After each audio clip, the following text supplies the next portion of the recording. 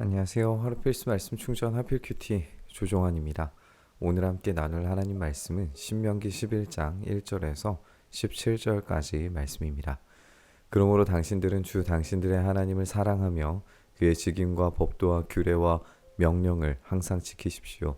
주 하나님의 위엄과 강한 손과 편팔을 기억해야 할 사람은 당신들의 자녀가 아니라 바로 당신들입니다.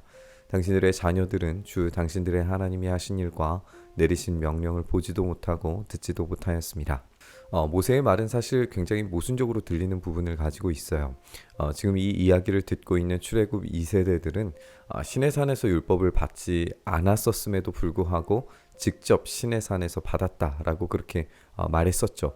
오히려 출애굽 때 이집트에 내리신 기적과 기사들을 보지 못했던 것은 출애굽 2세대들의 자녀들이 아니라 바로 이 이야기를 듣고 있는 2세대들 그 자신들입니다. 따라서 이 이야기를 통해서 출애굽 2세대는 이전 세대와 밀착하게 되고 가나안 땅의 새로운 세대와는 거리가 벌어지는 걸 우리가 보게 돼요. 이제 책임은 광야에서 가나안으로 들어가게 될 이야기를 우리가 듣는 이들에게 완전히 이제 넘겨지게 되는 걸 보게 됩니다. 이들이 언약의 책임 있는 당사자가 되고 이 율법과 명령을 온전히 지켜내야 하고 또 자녀들에게 책임 있게 율법을 전수해 주어야 됩니다. 당신들이 또 기억해야 할 것은 주님께서 이집트의 바로 왕과 그의 온 땅의 기적과 표징을 일으키신 것과 주님께서 당신들 뒤를 쫓아온 이집트의 군대와 군마와 병거를 홍해 바다 물로 휩쓸어 오늘에 이르기까지 흔적도 없이 멸하신 일과 또 당신들이 이곳에 이르기까지 광야에서 당신들에게 하신 일과 르우벤의 손자요 엘리압의 아들인 다단과 아비람에게 하신 일, 곧 땅이 입을 벌려 온 이스라엘 가운데에서 그들과 그들의 집안과 장막과 제 발로 걸어다니는 모든 짐승을 함께 삼켜버리게 하신 일입니다. 당신들은 주님께서 하신 이 위대한 모든 일을 당신들 눈으로 보았습니다. 하나님이 하신 이 위대한 일은 긍정적인 측면과 또 이집트에 내리신 엄청난 재앙들과 홍해를 건너간 사건들을 제시하고 있고, 부정적 측면에서는 다단과 아비람의 반역과 그로 인해 내려진 이 재앙에 대해서 언급하는 것으로 이렇게 나뉘게 되는 걸 보게 됩니다. 이로써 순종과 불순종의 극명한 차이가 벌어지는 것을 우리가 확인을 할 수가 있죠. 순종하면 어떤 적도 맞서서 싸울 수 있고 하나님이 이기게 하시고 승리하게 만드실 겁니다. 하지만 불순종하면 그에 따른 비참한 결말이 반드시 따라오리라는 것도 예상을 해야 하죠.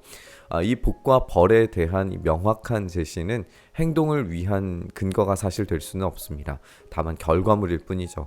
그들의 순종의 근거는 우리가 어제 살펴본 것처럼 하나님을 사랑함으로 그들의 행복을 위해서입니다.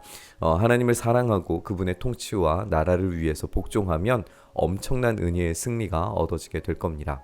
그러니 당신들은 오늘 내가 당신들에게 내리는 모든 명령을 지키십시오. 그러면 당신들은 힘을 얻고 당신들이 건너가 차지하려는 땅에 들어가서 그 땅을 실제로 차지할 것입니다. 또한 주님께서 당신들 조상과 그 자손에게 주시기로 약속하신 땅, 곧 젖과 꿀이 흐르는 땅에서 오래 살 것입니다. 당신들이 들어가서 차지할 땅은 당신들이 나온 이집트 땅과는 다릅니다. 이집트에서는 채소밭에 물을 줄 때처럼 씨를 뿌린 뒤에 발로 물을 댔지만 당신들이 건너가서 차지할 땅에서는 산과 골짜기가 많아서 하늘에서 내린 빗물로 밭에 물을 댑니다. 주 당신들의 하나님이 몸소 돌보시는 땅이고 주 당신들의 하나님의 눈길이 해마다 정초부터 섣달 금은날까지 늘 보살펴 주시는 땅입니다.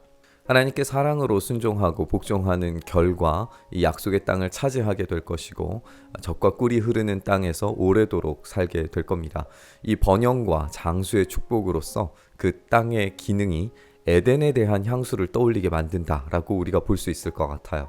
이후에 등장하는 그 땅의 특징에서도 이것을 찾아볼 수 있는데 이집트의 땅은 씨를 뿌린 뒤에 발로 물을 댄다라고 하는 이 표현을 통해서 스스로 경지를 이제 만들고 스스로 경작하는 그런 땅이었다라고 한다면, 이스라엘이 앞으로 차지하게 될 땅은 하늘에서 내린 빗물로 경작하는 그런 땅입니다. 그래서 하나님께서 직접 다스리시는 땅이라고 하는 그런 특징이 강조되는 걸 보게 됩니다. 하나님이 다스리시는 땅은 하나님께 온전히 순종할 때 하나님의 책임져 주심으로 비가 내리고 풍성한 열매와 장수를 얻는 땅으로 묘사되고 있습니다. 하나님이 다스리시는 땅에서 불순종할 때 이 추방은 불가피해질 겁니다. 바로 에덴의 특징과 동일하다는 거죠. 당신들이 오늘 내가 당신들에게 명하는 그의 명령들을 착실히 듣고 주 당신들의 하나님을 사랑하며 온 마음과 정성을 다하여 주님을 섬기면 주님께서 당신들 땅에 가을비와 봄비를 철따라 내려주셔서 당신들이 곡식과 포도주와 기름을 거두게 하실 것이며 들에는 당신들의 가축이 먹을 풀을 자라게 하여 주실 것이며 그리하여 당신들은 배불리 먹고 살 것입니다. 당신들은 유혹을 받고 마음이 변하여 다른 신들을 섬기거나 그 신 앞에 엎드려서 절을 하는 일이 없도록 주의하십시오. 당신들이 다른 신들을 섬기면 주님께서는 당신들에게 진노하셔서 하늘을 닫고 비를 내리지 않으실 것이며 당신들은 밭에서 아무것도 거두지 못할 것입니다. 그렇게 되면 당신들은 주님께서 주신 기름진 땅에서도 순식간에 망할 것입니다. 메시지의 핵심은 너무나 쉽고 선명합니다. 순종하면 그 땅에서 얻게 될 온갖 풍성한 것들을 누리면서 살 수 있습니다. 하나님께서 약속하신 바에 따라서 하나님께서 책임지시고 베풀어 주시는 온갖 풍족한 것들을 통해서 그들의 삶은 그 통치 안에서 만족을 누릴 수 있게 됩니다. 하지만 그들에게 닥치는 유혹은 그들에게 비를 내려주는 것이 누구냐라고 하는 겁니다. 가나안의 이 민족들은 수많은 신들을 섬기고 그들이 비를 내려주는 신이라고 주장할 겁니다. 그 강대한 민족과 신들 속에서 오로지 하나님만이 유일하신 하나님이시고 비를 내려주시고 책임져 주시는 분이 여호와 하나님이심을 굳게 붙들면서 살아야 하는 그런 도전에 놓이게 될 겁니다. 이 과정을 온전히 승리하면 전적인 의존과 의탁의 삶으로 나아가면 그들에게 분명히 풍성한 땅으로 열매로 제공되는 것을 경험하게 될 겁니다. 하지만 그렇지 못할 때에 하나님이 아닌 다른 우상들을 섬길 때에 그들은 그곳에서 순식간에 망할 뿐만 아니라 에덴에서 그랬던 것처럼 그 땅에서 추방당할 겁니다. 우리는 결국 선과 악을 알게 하는 나무가 내가 먹을 것을 선택하겠다라고 하는 마음의 작동의 결과라는 점을 생각해 보게 됩니다.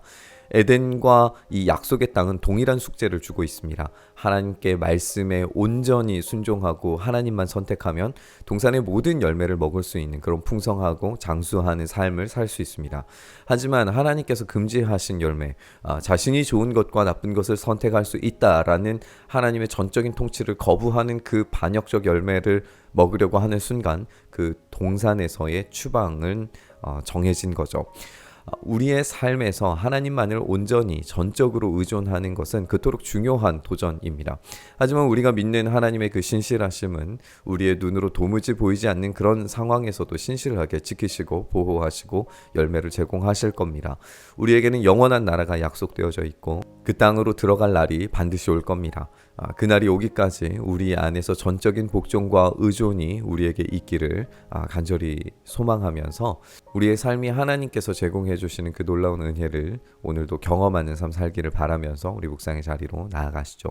주님, 그렇습니다. 우리가 전적으로 주님께 순종하고 복종할 때 주님께서 준비하신, 주님께서 내려주시는 그 단비와 그 열매들로 우리가 풍족한 삶, 만족을 얻는 삶을 살게 되는 줄 믿습니다.